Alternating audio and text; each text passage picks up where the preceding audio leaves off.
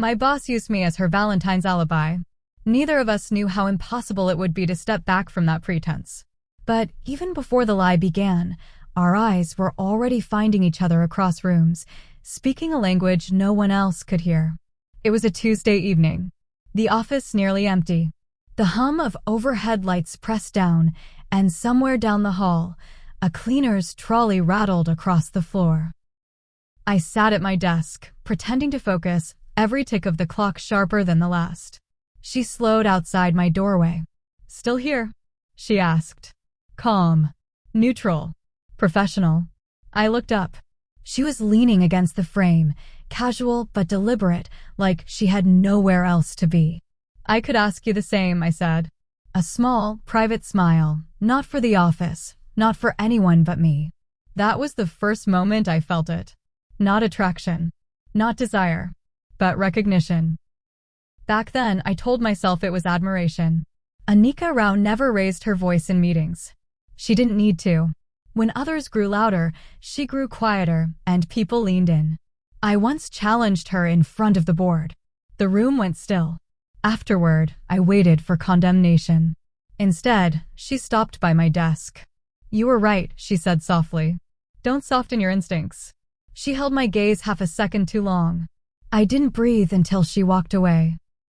I had already learned that wanting someone could cost you, so I learned to want quietly. In uni, I learned to be careful when a girl held my hand too long and then laughed it off.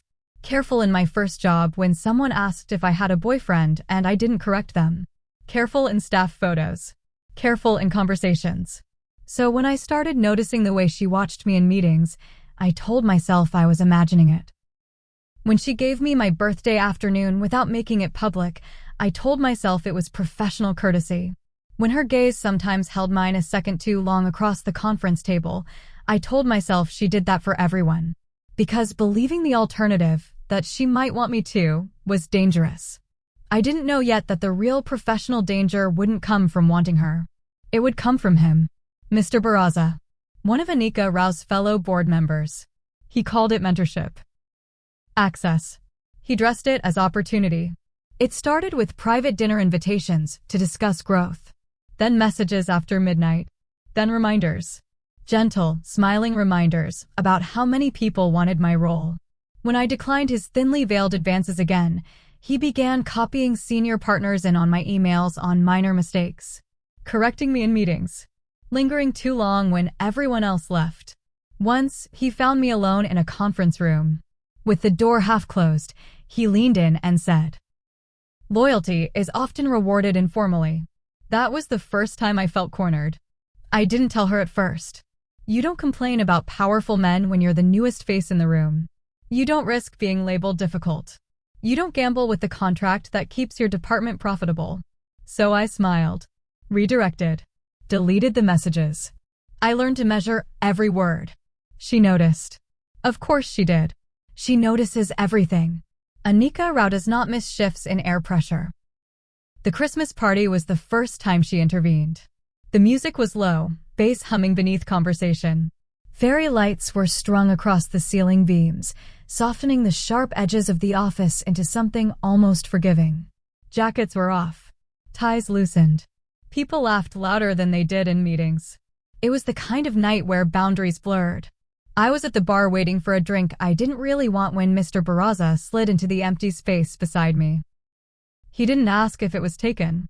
"You disappear too quickly after meetings," he said, leaning in close enough that I caught the sharp bite of whiskey on his breath. Hard to mentor someone who's always in a rush. I stepped half an inch away. "I've been busy," I replied lightly. He smiled, slow and deliberate. "You should let me change that." His hand landed on the backrest behind me, not touching, but boxing me in.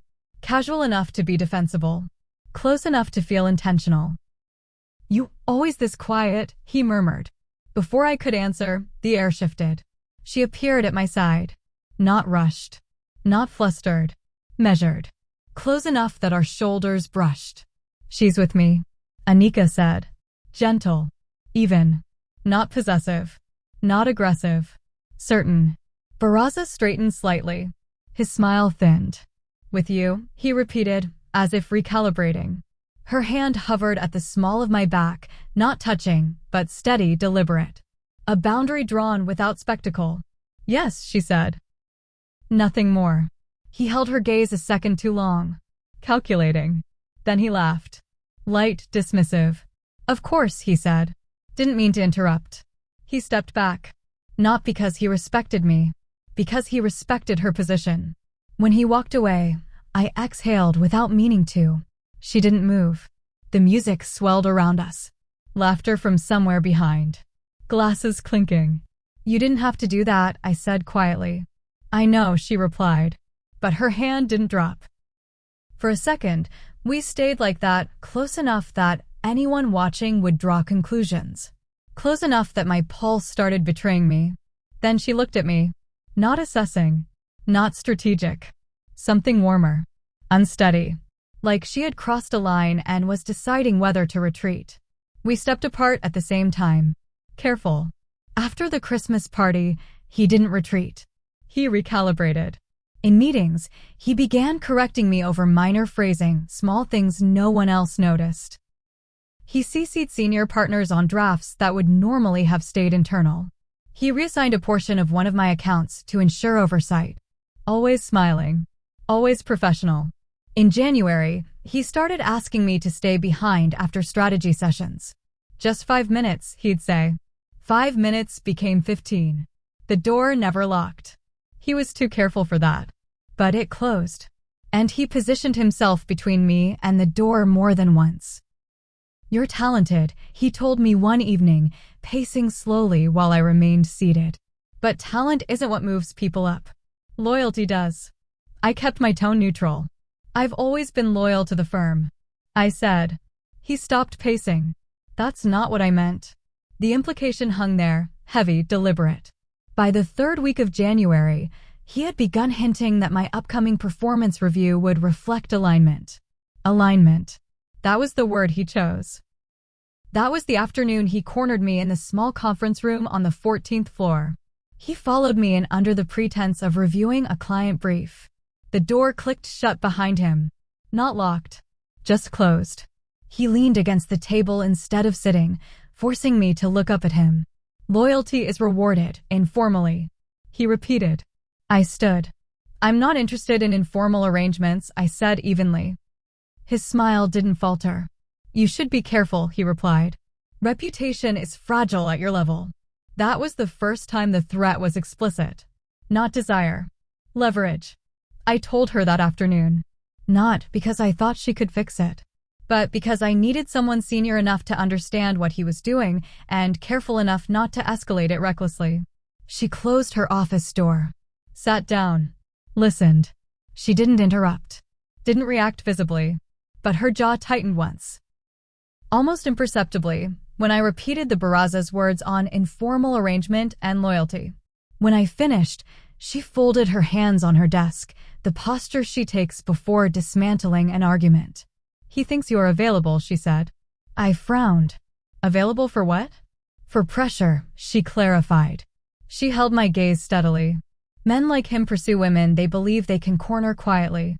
If you are publicly attached, visibly attached, the calculus changes. You mean pretend I have a boyfriend? Her jaw tightened. No, she said evenly. Not a boyfriend. Silence settled between us. That was when I understood. If the firm believed I was with her, if he believed I was with her, retaliation would look like harassment. And harassment directed at someone publicly linked to a senior executive was riskier than a whispered proposition to a junior associate. Anika Rao could have escalated it. She could have triggered HR or taken Barraza directly to the partners. But the optics were fragile. A direct confrontation risked turning a quiet harassment problem into a spectacle, one that might compromise me, her, and the firm. A temporary, visible alignment solved everything immediately, protected me, asserted authority, and did so in plain sight, without giving him a foothold. She leaned back slightly. The Valentine's Gala is in 3 weeks, she said. Board members will be there. Senior clients. My parents. She paused before adding that last part. Her family had been circling her for months. Subtle mentions of an eligible man in Mumbai. I wasn't supposed to know. But one evening, while we were alone finishing a pitch deck, her mother's voice filled the quiet office, sharp, insistent, and Ms. Rao didn't step outside to take the call. She just stood there, jaw tight, listening. And sometimes, after a call, she would stand very still before walking back into a room full of men who never saw her flinch. She never complained about it. Anika Rao does not complain. She recalibrates, and this arrangement might get her family to back off as well. Her voice pulled me back to the present. You could arrive with me. Leave with me, she said. Optics. Strategy. One visible alignment. It only needs to last the night, she added. After that, the narrative will sustain itself. I asked, very quietly, what exactly would we be pretending to be? Her throat moved when she swallowed. A couple. The word landed between us, not tactical anymore. Human. Just for optics, she added quickly. Just for optics. I held her gaze a moment longer than was professional. Then I nodded. I'll come. The gala was warmer than I expected. Too much gold light. She was already there when I arrived. Composed. Untouchable. Then she saw me. Her shoulders loosened. Mouth softening. She looked like she had been waiting. She met me halfway. You came, she said. There was relief in it. I said I would. Her eyes dropped briefly to my mouth. And then she reached for my hand. We hadn't rehearsed that. It was supposed to be subtle. Polite. Convincing enough for photos. But when her fingers laced through mine, something in me stilled. Her thumb brushed my knuckles. Once. Possibly accidentally. I didn't pull away. We moved through the room together. People looked. Smiled too widely. Pretended not to stare. A colleague leaned in. I didn't realize you two were close. We value discretion, she replied smoothly. Across the room, Mr. Barraza was watching. He didn't approach. And for the first time in weeks, I felt safe. Halfway through the night, a photographer called us closer. We're already close, I murmured. She stepped in anyway. Her arm wrapped fully around my waist. Not hovering. Resting. The flash went off. Documented. Irreversible. Later, on the terrace, the air cooler and quieter, she let go of my hand. I felt the absence immediately, a hollow where warmth had been. A line I hadn't realized had anchored me all evening. You can still back out, she said quietly. If this feels like too much. For me, too much wasn't the gala. It wasn't the music, the lights, the laughter. Those were nothing.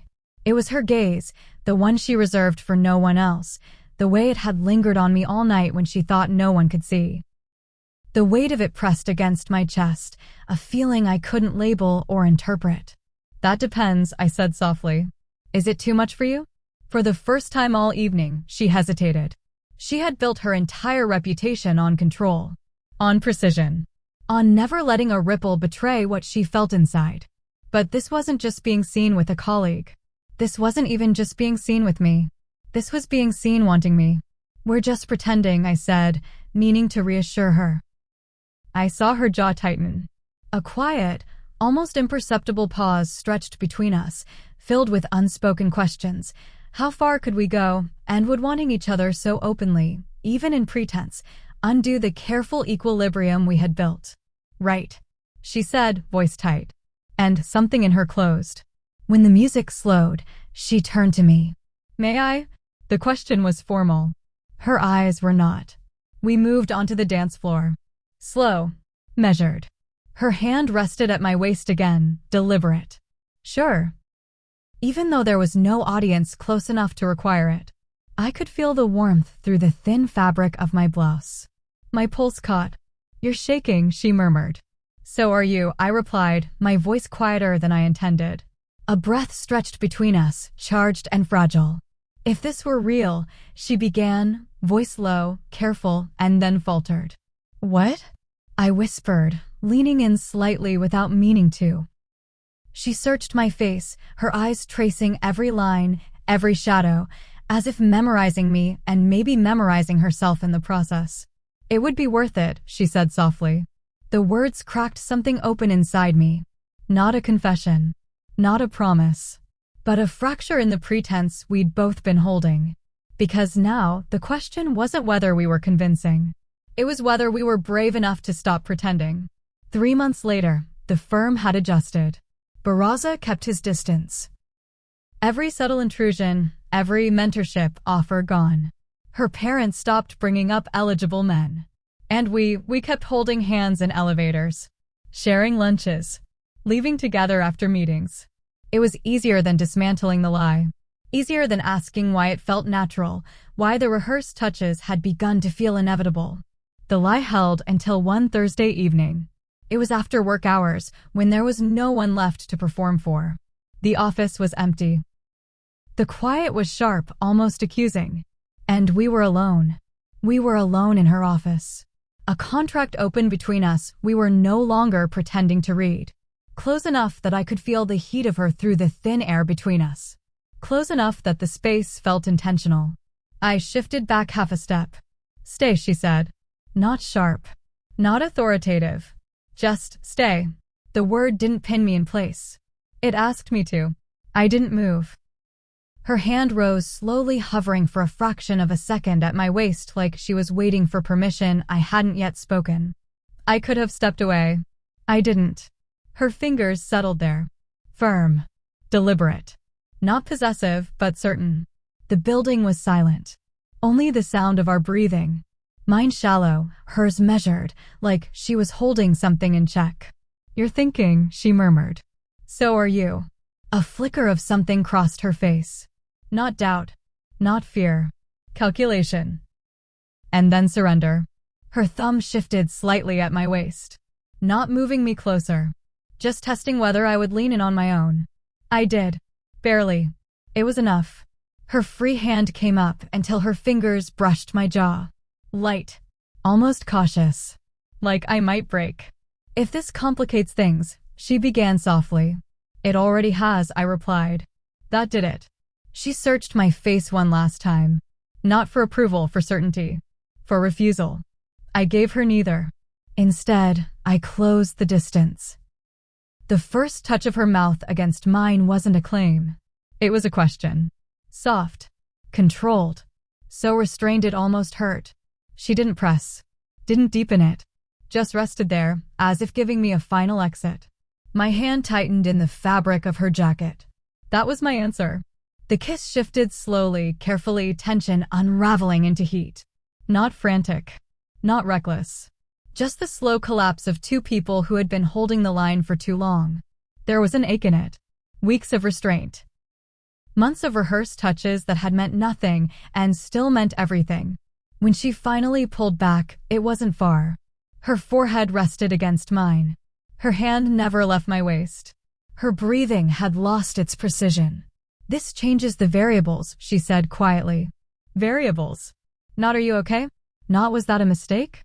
Variables. Even now, she was framing it like a strategy adjustment, like she hadn't just undone both of us. The next morning, we didn't discuss it. We reviewed contracts. We responded to emails. We stood just close enough in the elevator to feel the memory of it without acknowledging it. As long as we didn't name it, it couldn't destabilize us.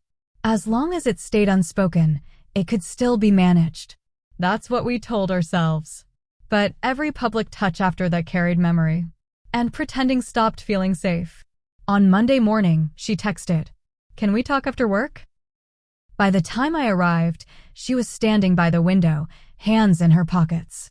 "I don't want to keep pretending," I said. Her breath caught. "You mean the gala?" "No. Us." Silence stretched. "I wasn't sure if you wanted this," she said. Not sharp. Not controlled. Just honest. "Or if you were just letting me protect you." The last word came quieter, like she didn't like the way it sounded now. "And I wasn't sure if you wanted me," I said. "Or if I was just being useful and protected." Her head lifted at that. "You were never just useful." Sure, the arrangement did help with keeping my family in check, but it was never just that. Strategic, then, I corrected gently. The corner of her mouth tightened. She didn't deny it. We were standing too close for this to be abstract. I could see the faint pulse at the base of her throat, the restraint in her shoulders. She was holding herself very still, like if she moved too quickly, she might choose wrong. I think I have spent years choosing the path that made sense to the world around me, she said. Her voice was steady, but her fingers weren't. They flexed once at her sides, then stilled. And now? I asked. Her breath shifted. And now I am choosing something that doesn't. The air changed with it. It isn't safe, she added, almost to herself. If this becomes real, it doesn't stay contained. My parents will know. People will talk. I swallowed. Are you afraid of that? Yes. No hesitation. No pride. Yes, she repeated. I am afraid of disappointing them. Of complicating everything I've built. Of being reduced to this. To what? To a woman who let herself want something she cannot defend on paper. To this definition of us. The ache in that nearly undid me. I stepped closer without thinking. Not touching yet. Just closing the space. And what do you want? I asked. She looked at me then, not analytically. Not assessing risk. Just looking. You, she said. It wasn't loud. It wasn't dramatic. It was almost a confession dragged across glass. I want you, she clarified, as if precision mattered even now. Not because you're safe. Not because you're protected by proximity to me. Not because it solves anything. Her voice thinned slightly on the next words. I want you because when I almost lost this, when I thought you might step back right after our first kiss, it felt unbearable. My chest tightened. You could still step back though. She added softly. If this is easier as a story we told for a season. The offer was real. It cost her to say it. I shook my head. I don't just to be with you under a false setup anymore. I said. I want to be chosen. Her breath caught. Something in her composure faltered, just for a second. You do know we can't go back, right? She whispered. Not a warning. A plea. Then we don't, I whispered back, reaching for her hand slowly, giving her time to refuse. She looked down as our fingers met, like she was witnessing a decision take physical form. Her hand tightened around mine. That was the first surrender. Her other hand rose, confident now. Careful. It brushed my jaw, lingered there, thumb warm against my skin. If we do this, she murmured, so close I could feel the words, I will not hide you. The promise trembled. I don't want to be hidden, I whispered. Something in her gave way. When she kissed me, it wasn't polished. It wasn't measured. It was slow at first, almost reverent, like she was memorizing the shape of my mouth. And then the restraint cracked. Not into urgency. Into need. Her fingers tightened at my waist, pulling me closer like she was afraid the world might pull me back. I felt her exhale against me, shaky, unguarded. This wasn't strategic. This wasn't optimized. This wasn't defendable. It was terrifying. And it was real. When she finally pulled back, she didn't let go. Her forehead rested against mine, breath uneven, composure nowhere to be found. I am choosing you, she said again, quieter now. And this time, there was no calculation left in it. Only want. Hey ladies, thank you for staying on this far. Quick Valentine's recommendation. A girl once told me she hates Valentine's gifts. That most of them feel like someone panicked in a mall. So this year, I wanted to get her something soulful. That's where my recommendation comes in. The infinite bracelet. With a tiny heart in the middle. Quiet. Elegant. She can wear it with a hoodie, to work, or on a date. I picked the color of her birth month. And she clocked that immediately. It's sterling silver and stainless steel. A quick wipe, and it's shining again. The chain adjusts, which saves you from doing wrist math at 2 a.m. When she saw it, she looked at me like I'd cracked the code. In case you're also busy trying not to panic this Valentine's, I have shared the link to this foolproof gift in the description below. So there's no reason not to gift her meaningfully.